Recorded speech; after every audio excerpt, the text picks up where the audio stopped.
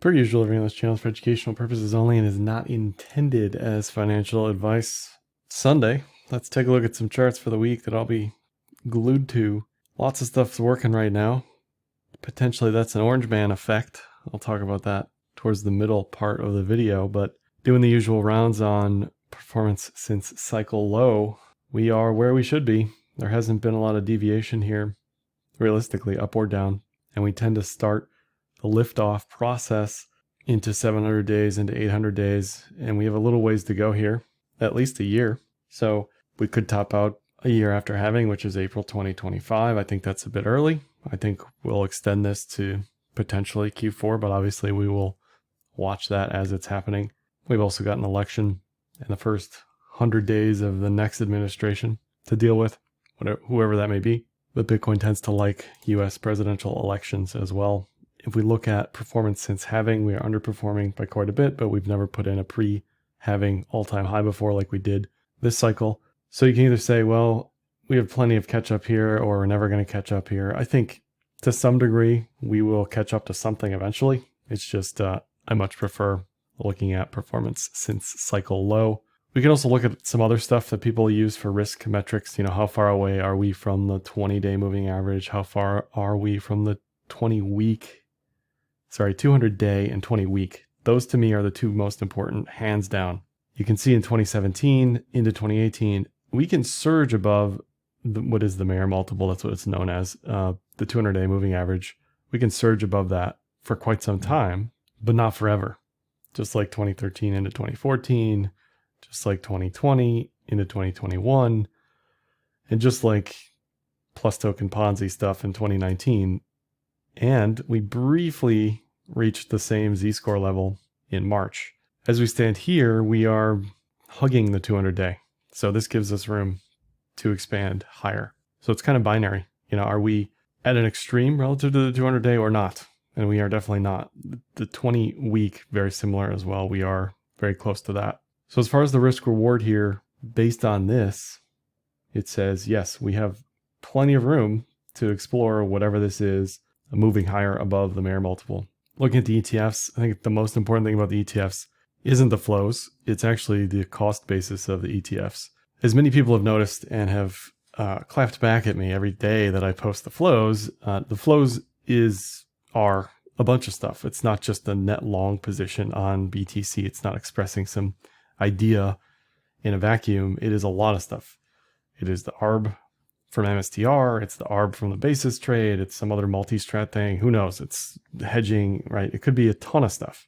So there's two things I'm going to be curious about going into 2025, 1 year after February, March, 1 year after the big move from the ETFs. Do we see long-term capital gains kicking in for a lot of these positions? And do we see outflows going into April? Q2 tends to be a stronger quarter, so it's just something to think about down the line, but that would make a lot of sense to me if we see outflows relative to long-term cap gains or not.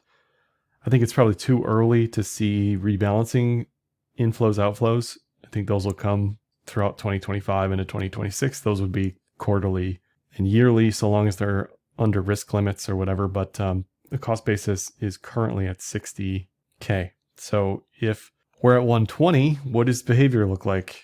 Is behavior adding, subtracting? What does the cost basis look like? What is the MVRV essentially of the cost basis relative to where we are in price? Similar to March, there's this unrealized profit tipping point, even in the short term, where human behavior kicks in and people just say, you know what, I'm up 2x on my position. I'm going to start closing here. And if that is not enough on the buy side to overcome, then prices go sideways or lower, right? This is just, inside baseball to watch. Should we continue to move higher? On-chain MVRV, also very low at around 2 on the Z-score. This tends to top out late in the cycle, above 5, above 6, up to 8, 9. It can get crazy. I think it's unlikely it will get 2017 crazy to 10, but I think 7 is a great time to consider trimming or cutting positions from spot. So we got plenty of room on MVRV. And we were at 2 just before liftoff, almost the same week in 2020, right? October 27th, 2020. MVRV was 2, and then just the rest is history, right? Looking at realized cap hodl waves, which is measuring the age of the coins that are moving on chain. When we get a lot of fresh coin movements as a high percentage of the total chain, that's typically a top as well. And we are somewhere around 40% of the chain moving in the past 6 months. That's high, but it's not topping out high. The on-chain stuff, you of course have to be careful. How much of this is ETF related? How much of this isn't? You know, blah, blah, blah. This is a whole new paradigm. 100% in agreement with all that.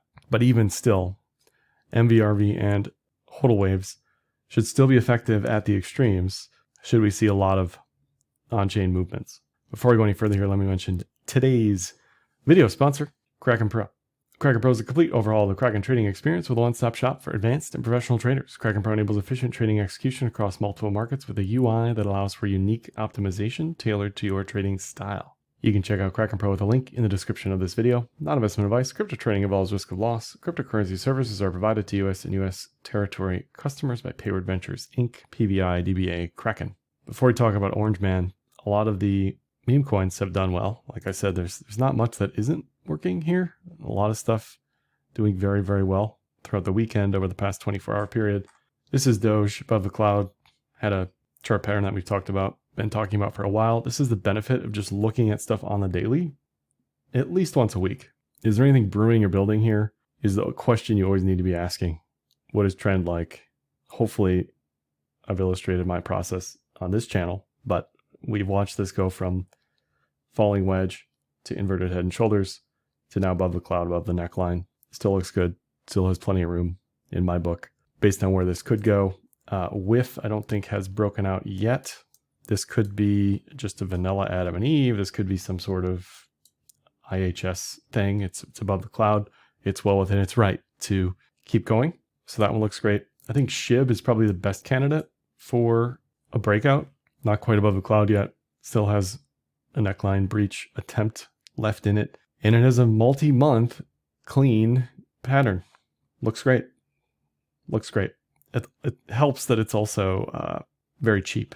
You know, the problem with WIF over SHIB is WIF is about $2 and SHIB is whatever it is for the unit bias conversation. And you've also got stuff like this, which I wasn't watching, did not trade, but you will almost always never see something just randomly spike.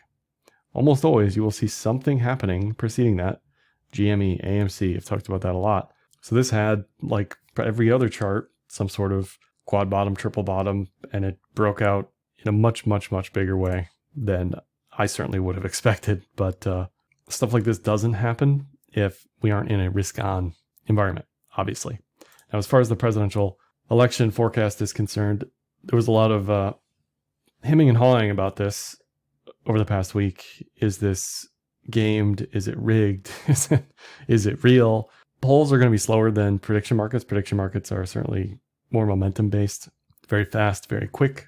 Are people trading off of this? Are crypto traders juicing this and then going long BTC? You know, all those things are possible, but the thing is, it's hard to cheat on all the polls. It's hard to cheat on all of the prediction markets. We can look at Kelshi. I don't know who this actually is, but there you go. Founder of Kelshi. He put out a tweet also backing up the polymarket numbers and just showing this is what's been happening over the past month. So can you game two prediction markets? You could. I don't think it would be that difficult. These aren't super deep markets we're talking about. But then when we're talking about a Nate Silver polling data, this is also showing Trump gaining momentum. So crypto from a regulatory front is certainly happy with that. Bitcoin very happy with that. And the next volatility event is certainly going to be the election. That's not going to be a surprise. What I said last week is Trump is getting so priced in that if he does lose, I do think markets are going to get very angry on the day, and that includes legacy markets. What happens in the long term for BTC won't matter. They're both going to do a ton of deficit spending, but certainly for alts, it will matter more if we get a Harris instead of a Trump. The DXY also pulled up a lot, and typically this should be bearish risk. It should be bearish everything. So again, is this pricing in a Trump hawkish Fed, which I don't think would happen because he wants to be all up in the Fed's business about what the Fed's going to do? Is this pricing in Trump tariffs? I don't know. I don't know enough about any of that game theory, but it's very unusual that the DXY has had this strong of a bounce, yet BTC is teasing 70. So I don't really have a great explanation other than Trump's strength pushing crypto higher. You also had bond yields push way down. Yields up, prices down. So the VIX is up, I believe. The MOVE index, which is bond volatility, is up, I believe. And yet still, BTC persists and goes higher. You've even got stuff like the KRE, which is the regional bank index. Is this a Trump effect? Is this the same people who are supposedly cheating on Polymarket or whatever with 30 million in bets? Are they pushing up KRE, right? So it's not just Polymarket is my point. There's a lot of stuff here that's pointing to a Trump White House being priced in, at least as a prediction, as an estimate. Certainly not as a guarantee. We'll see what happens in November. But I doubt a lot of this stuff would be as bullish as it is if Harris was leading. And because I'm on regional banks, I'll just mention this one real quick. This is NYCB. Mnuchin stepped in and bailed this one out. Not only does it have a potential Trump trade bias to it, but it also has a multi-month ascending triangle watch to think about for those of you looking for things outside of crypto. But outside of BTC, BTC against the SPY, looking great. BTC against the Qs, against tech, looking great. BTC against gold, turning the corner. BTC against TLT, back to near all-time highs. BTC against Mag 7, regaining strength. You could say triple bottom, Adam and Eve, whatever. It looks great. There's no denying that. And then BTC against FXI, which is China, also regaining momentum there. So it's honestly hard not to look at BTC and think, yeah, this is deserving of an allocation. You know, if you're one of these people outside of the crypto ecosystem, it's getting harder and harder to ignore this. And especially if this gets stronger and retakes all of these all-time highs, that's the market clearly telling you something. Looking at the power law, we are still underneath the midline here. In a post-halving period, when we jump the midline, that's typically the beginning of the mania phase. So that currently, depending on which power law you're looking at, somewhere around 91, 93, and that's going to be the key level in the near term. If we can get to 93 and not get denied, then that suggests the beginning of a move potentially to high six figures. So I'll believe that when I see it. But in the near term, the nearest of terms, I like 80, I like 90. Not this week, but certainly by the end of the year. The thing is, we've reset so much momentum. We've reset all of the moving averages, which we'll take a look at. We've reset this pitchfork, which has held price pretty well, give you a warning sign in March. Back to the midline here. And this pitchfork would also point to basically sub 100K if we get there fast by end of year. And using this along with the power law, if we escape this pitchfork like we escaped this pitchfork in 2024, you know, this was the ETF launch. This was the original pitchfork that most people were watching, our trend channel, and we escaped that. So if we do this the same thing on this other version of the trend channel, then again, that would give credence to the argument that we are headed in the mania phase. I will argue that it's actually better if we go to 100 and then bleed back to the midline, go to 120, bleed back to the midline. The more times we do that, we just extend the rally. Instead of done by April 2025, we extend that into 2026 potentially. So that's just, again, something we're going to have to watch. But this certainly doesn't look bearish. It certainly doesn't look bearish. As far as the multi-timeframe cloud analysis, weekly looks great. Weekly candle looks great. Cloud itself says this has been momentumless, but that isn't anything we already know because TK lines are flat, cloud is flat. We're not seeing the cloud lift off at all on the weekly, and we won't see that until we make a new all-time high. But this looks great. Now, if we are bleeding into the cloud, if we are into the cloud, if we are at the key June, if we get a TK cross here, all that stuff is bearish and points to that 42K, 43K level. But as we stand here, I have no issues with this. Here's the 3-day bullish TK cross with price above cloud. That's the most bullish indication in the cloud system. And again, if we were closing inside of the cloud like we were pre-October, that's a much bigger bearish issue than this. But sure, you can get bearish at resistance. That's not me, but you can. Here's the 2-day cloud. Bullish TK cross, price above cloud, bullish Kumo twist. Looks fine. Now, I'm sure at some point we're going to get a pullback here. So the question is, where's that going to be? Probably, if I had to guess, 68, 65. I don't think we go back to 60. Maybe on election day we do. post-election day. But the trend is undeniably bullish so long as we remain above the daily cloud. And you've got a series of chart patterns to think about. Is this an inverted head and shoulders? Is this some sort of cup and handle thing with a handle yet to form? Are we going to see some sort of all-time high breakout and then a denial on election night, some crazy volatile move down, right? These are things to think about. I don't know. I don't have a good answer, but it sort of depends what we look like into the election. I have a hard time believing we don't see some sort of dramatic pullback regardless of the outcome. And then we continue. You know, it's possible we go to new all-time high and then retest 70. Just depends what this looks like going into November. But this is inevitability as far as where this chart pattern thinks will go. 81 would be the yearly pivot. Just very difficult to forecast what the pullback throughout the election could be. You've also got this low time frame. IHS possibility out of the channel now, and depending on how you want to draw this, you can say, you know, we're not there yet. We could still get denied and go back down to 50. Okay, fine. You know, I'm not going to fight that. Sure, whatever, right? We've done it 16 times. What's another time? Certainly possible, but this is looking more and more bullish to me, and this would be the near-term target, 72 to 77 on this version of the inverted head and shoulders. You've got the 200-day, the 20-week, and the 50-day all getting ready to cross bullish again. These would represent supports along with the top of the channel, along with this, right? So we got 65 numbers here, all in the 60s that point to levels we should not be breaching if this is bullish. So if this gets hard denied at any point pre all-time high, lots of levels there to watch on the way down. We've also got the weekly Bollinger Bands. These don't look tight because I'm zoomed in, but this is historically one of the tightest periods for the weekly bands we've seen on record. And ideally what we see is walking the bands higher. That would be a close above 71.6 on the week. So that's something to watch for. It's basically a new all-time high. It's not rocket science, but you've got people talking about this cup and handle as well. So there's plenty of reasons why this keeps going if we get a breakout. The election is the big wild card. Outcome, night of, do we know? When do we know? That sort of thing. Looking at the CME futures Bitcoin chart, a lot of people prefer this because it cuts out the noise. I use the legacy cloud for this. Also looks good. You got the 50, 200, 20 week all down here in the low 60s, but I don't see any issues with anything. I have a hard time thinking we see just a straight candle to all-time highs here. I think at some point we're going to need to consolidate, but looks good. Looks really, really good. There's been a lot of chatter about MSTR last week into this week, and it continues to look good. It's at the midline of its own pitchfork, which points to potentially low 500s. Again, it depends on when we get there.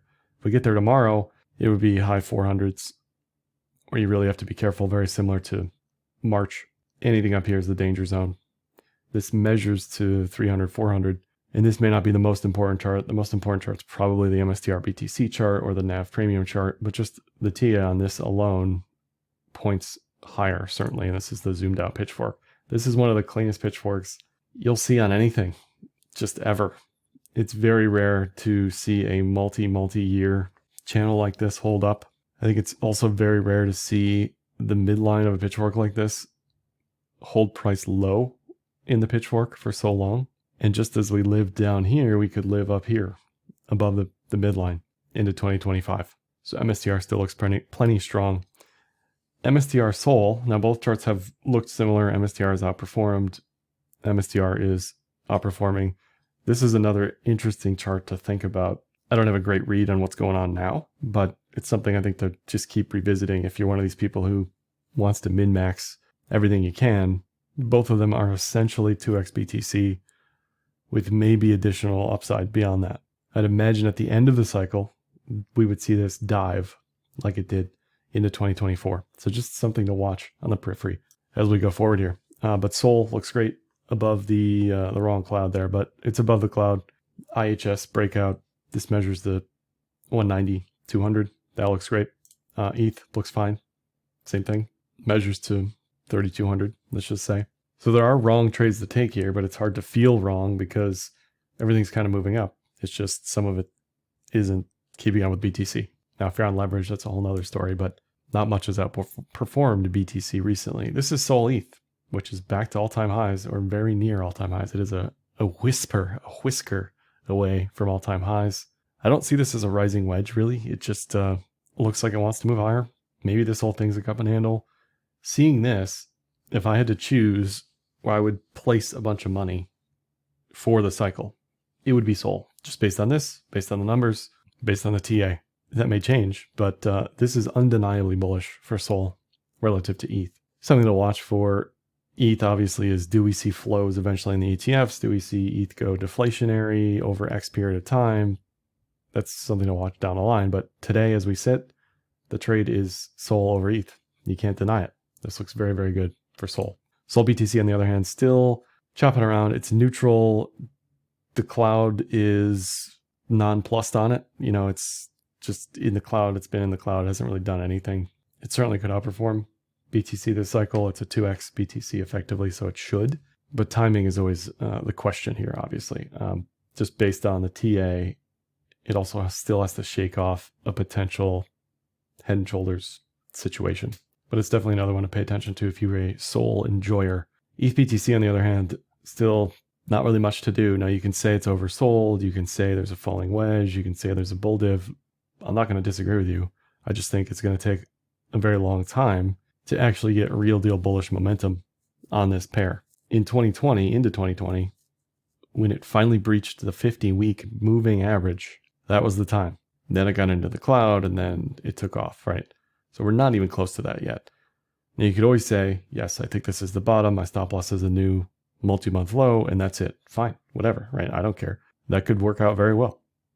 But I think it's just a little early to call out a bottom on this. I don't know how much lower it goes. Doesn't look like it wants to go much lower in the near term, just because it's so overextended below the 50, below the key June. So I don't hate a punt on this. It's just really, it's not going to matter until trend and momentum pick up again. Finally, on miners here, this is WGMI. A lot of miners breaking out of their own triple bottoms last week. WGMI at the midline of its own pitchfork. The buy-sell ping pong seems to be working so far. And this is one reason I love pitchforks.